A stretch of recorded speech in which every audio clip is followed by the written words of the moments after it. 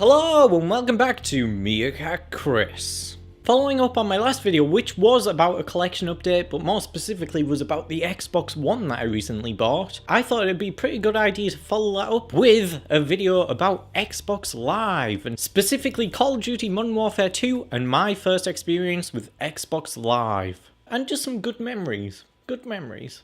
Let's get started. Okay, so I have to admit I got into online multiplayer pretty late. I've always been into local split screen games for a very long time, ever since the early PlayStation 1 and PlayStation 2 days. It wasn't until much later in my life, around 2009, which is pretty recent, that I got my first new generation console back then, which was Xbox 360. Although, to be fair, I did have a Nintendo Wii as well. That doesn't really count.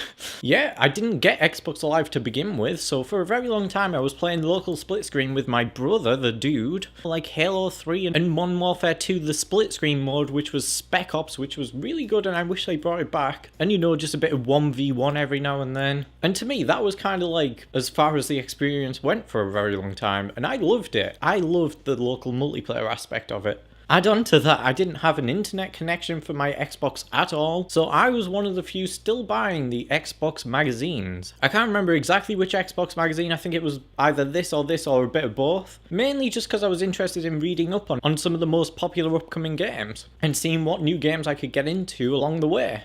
But the highlight of getting the Xbox magazines was that they came with demo discs, which would have a compilation of multiple games. Just demos like you can get on the PlayStation Store or the Xbox Marketplace, you know. On a disc, I actually bought the disc. This was how I came across Darwinia Plus. That was a brilliant game. Oh, I really wish that was backwards compatible with Xbox One.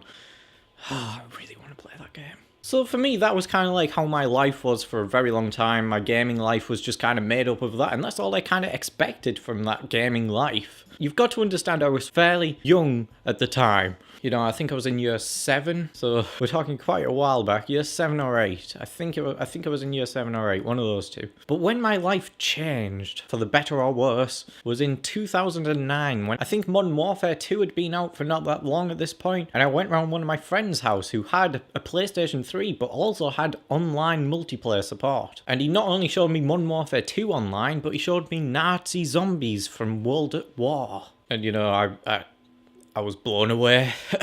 Going from local multiplayer to seeing an online community that you play back and forth with, I can't even explain, you know, it was just, oh. Me and my brother tried convincing my mum for a very long time to let us get Xbox Live, but, you know, parents being parents, they're a bit iffy about all these new things and, you know, just allowing their kids on the internet. So I can kind of understand where she was coming from. But one day, we finally convinced her to allow us to at least try having Xbox Live on our Xbox account. I remember we were going through all the settings and all the menus and such to try and get it to work, and this took all night. I remember it being specifically the night of this date, because it was the night that Doctor Who came back with the new Doctor of the time, with the 11th Doctor. I didn't really watch the episode. I kind of lost interest in Doctor Who by this point, but it's just an odd thing. Yeah, but we spent all day trying to get it to work, and nothing was happening, because we got to a part where it asked for credit card details.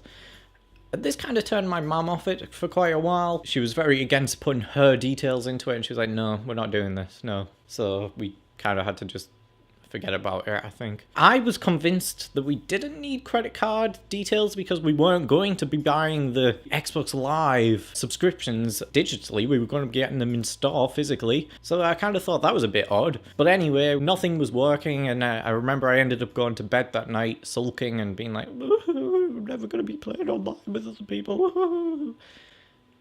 But I remember I woke up the next morning really eager for some reason to just try it again, just give it one last chance. And who knew? It worked. For some reason, I don't know, I got past the credit card detail thing, which is probably really easy in retrospect. I was probably just an idiot kid and we were stupid back then.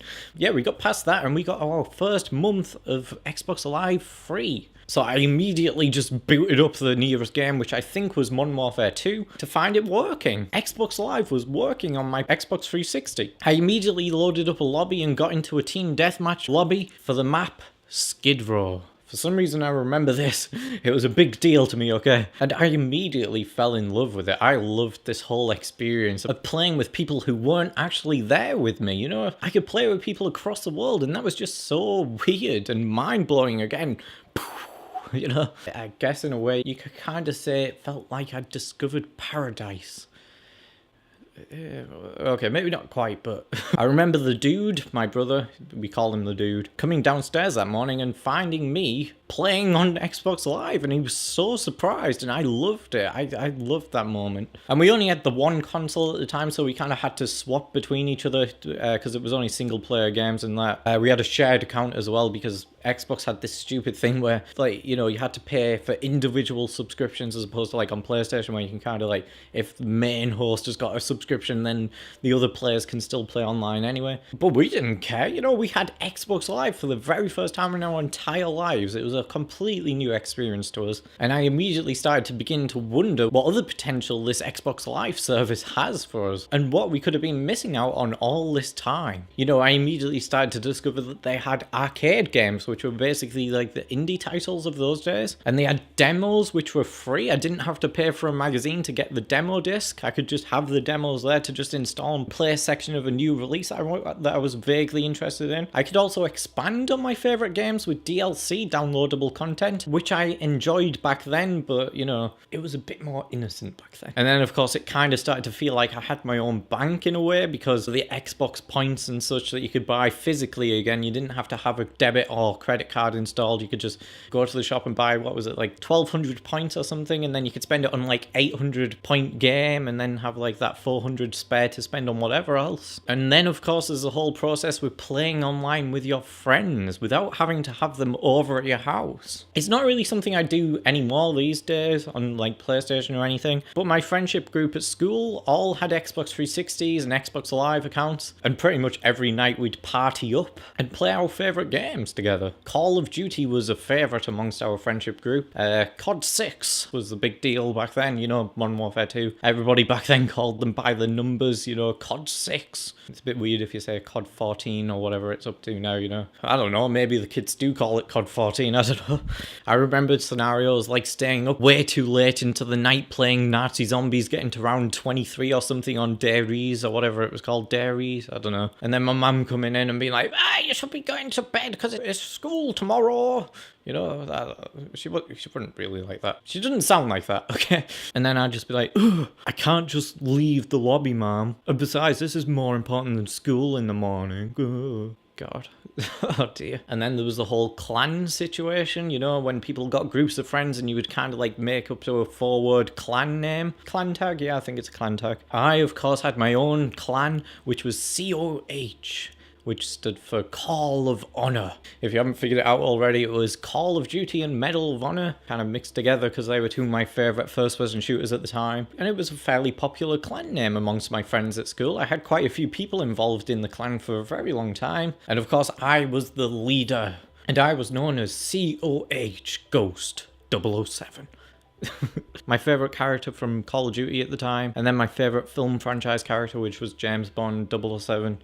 You know, so. And then, of course, having a clan, you had to get into clan matches on Modern Warfare 2 or Call of Duty in general, where you'd get, like, your group of clan mates, and you'd go up against another clan, and then you'd battle it out to see who won. I think the main thing was quick scope, no scoping, but I think there was also, like, Michael Myers or something. I don't remember actually playing that one much, but quick scope, no scoping was the favourite at the time, for me at least. And I'm not going to lie, we won every single match that we played, clan match wise, we've won every single match. And that's the truth, okay? I remember there was one particular clan that got so bratty about losing to us. And they started calling our team cheaters and trying to convince each other in their own clan that they lost unfairly or something silly. I don't know. People took it too seriously back then. It's also really weird. I remember meeting up with my friends on the playground at secondary school, and we'd basically just discuss the future of Call of Duty and what the next release was going to be like, which I think was Black Ops at the time. Yeah, 2010 Black Ops. That was a big deal. And I'm not just saying to me, that was a big deal to most people my age, I think, at least in my school. It was like the most anticipated game at the time. And it was actually the first game I ever pre-ordered. I'm not usually one to pre-order stuff, but I pre-ordered Black Ops. Me and my brother also convinced our mum to go out to the midnight release of Call of Duty Black Ops. But we kind of got there and we were kind of turned off by the huge crowd waiting outside game. And our mum was kind of worried that we wouldn't be able to get up in time for school the next morning. My god, school got in the way of a lot of things back then, didn't it? But then I remember we went into school the next morning and I was kind of a bit disappointed that I didn't get to, you know, get the pre-order of Black Ops on the midnight release, but I remember finding out that one of my friends in the class had actually got the midnight release version and then played through the entire campaign and finished the campaign in that one night. So me and all my friends were just basically constantly nagging him and asking, oh, how is it? What happens? Like, what sort of cool thing happens? And, you know, like, is it cool enough? I don't know. I can't exactly remember what I said, okay? We were pretty sad. Anyway, we had a lot of fun with Xbox Live and we'd always be playing on Call of Duty or something like that, you know. I remember playing Halo with a few of my friends now and then. But eventually, as with everything, I kind of got a bit sick of it and sick of having to play with my friends every night or so. And it kind of eventually led to me discovering a peer offline mode in the Xbox submenus.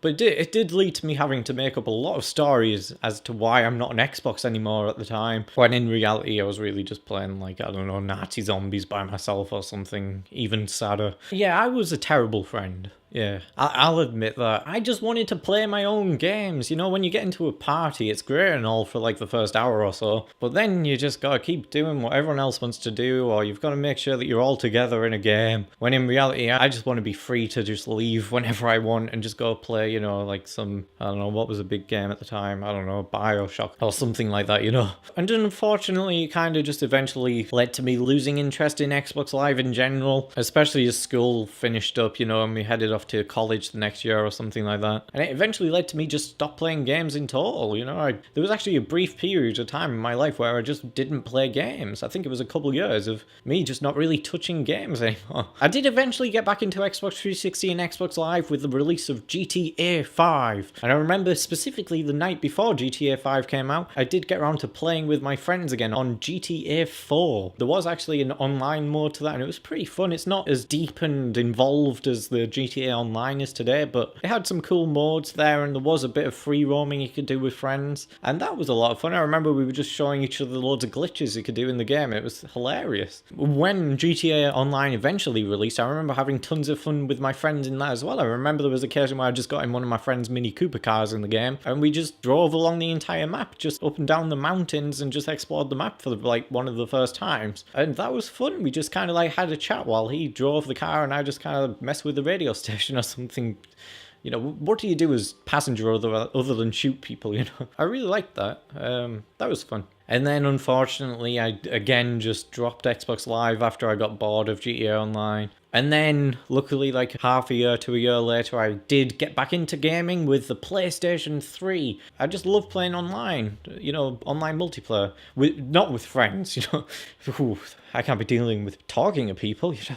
Yeah, so that was my weird story about Modern Warfare 2 and my first few memories with Xbox Live, and it kind of had a nice impact on my life. I think I'm glad my mum actually let us get Xbox Live that day, and I'm glad Modern Warfare 2 was my first online game. That was, I still love that game. It's one of my favorite games. So I'm afraid that is the end of the video. I just thought I'd take the time to just kind of like do something a bit different and a bit more personal with you guys, you know, just share a little bit of a story. I know it might not have been that interesting, but thanks for sticking with me to the end at least. Yeah, thank you guys for watching. I hope you guys kind of enjoyed the video. Why not leave a like and subscribe, you know, because it does actually help out the channel, especially with us being such a small channel. So yeah, I'd really appreciate that. If you did enjoy this video, why not check out my last video? It was all about me getting an Xbox One for the very first time. It was the collection update video. I don't know if you've seen it on my channel. If you've got a few more minutes to spare, why not recommend me some games to play on the Xbox 360 or Xbox One? Thanks for watching, and I'll see you in the next video.